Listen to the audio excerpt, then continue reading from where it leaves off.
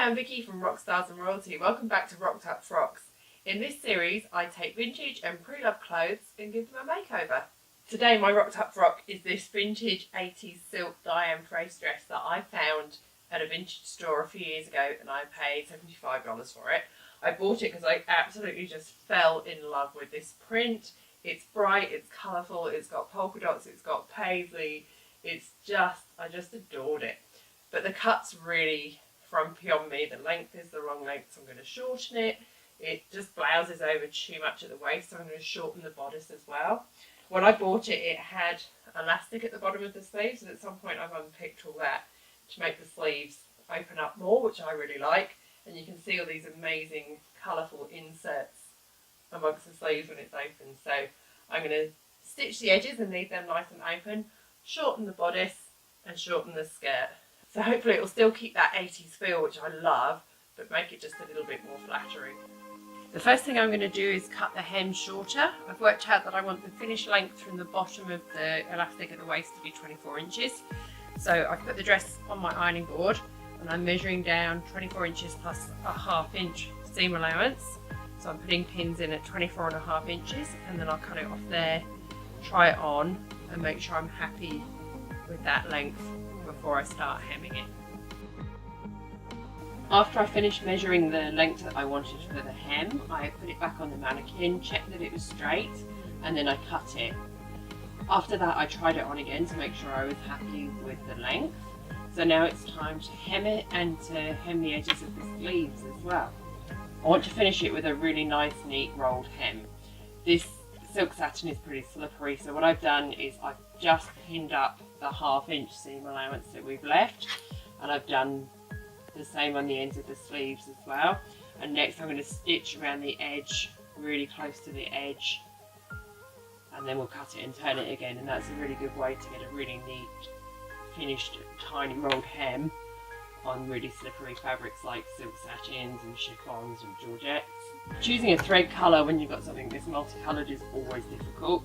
The original designer had sewn the hems with white thread, so I'm going to follow her lead and do the same. For this first stage of the rolled hem, I'm stitching as close as I can to the edge of the folded fabric.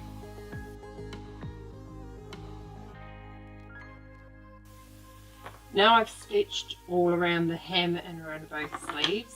The next job is to cut away this excess fabric that we've turned up, so as close to our stitching line as possible. I'm going to do this all the way around the hem and do it on both sleeves. You need to be very careful that you only cut the top layer and you don't cut through onto the right side of your fabric. See, that leaves us with a nice cut sewn edge there. Then the next job will just be to turn that up and stitch it again, and it will leave us with a really neat tiny rolled hem edge. I've trimmed all the excess away around the hem and around the bottom of the sleeve, so now it's time to turn it up again and finish our rolled hem. So what I'm going to do for this is I don't pin all the way round, I just put one pin in to get me started, and then I turn it up and stitch it as I go. And because we've got this nice firm stitched edge now, it's easy to turn it up and get that really lovely narrow hem. So that's how our hem looks when it's finished. I'm going to go and do the whole of the hem around the sleeves, and then I'm going to press them, and then it'll be time to work out how much I need to take off the length of the bodice. So the last job to do is to shorten the length of the bodice. What I did is I put it on inside out, and I've pinned down the excess fabric that I want to take off between the bottom of the bodice and the top of the waistband.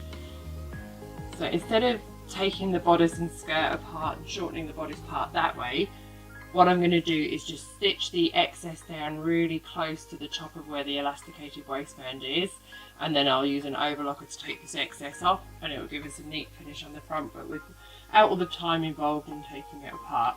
So I'm going to stitch around here now, overlock that, and then we're done.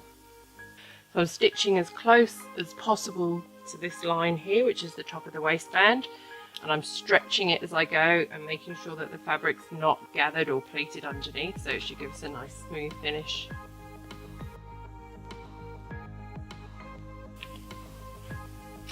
Here's how that stitching looks now I've sewn around the waist.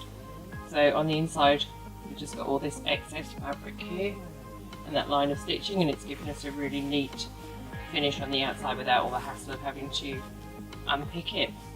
Just going to overlock round here now to get rid of this excess fabric that we've taken off, and then we're all done and I'll show you the final result.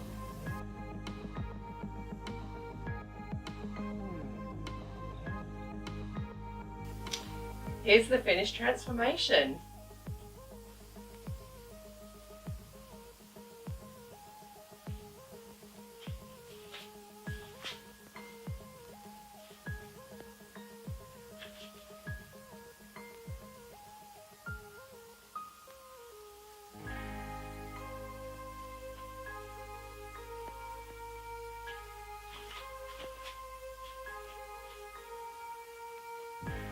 Decided to style the finished dress with some big backcombed 80s hair, some glossy red 80s lips, a red lips handbag and red shoes.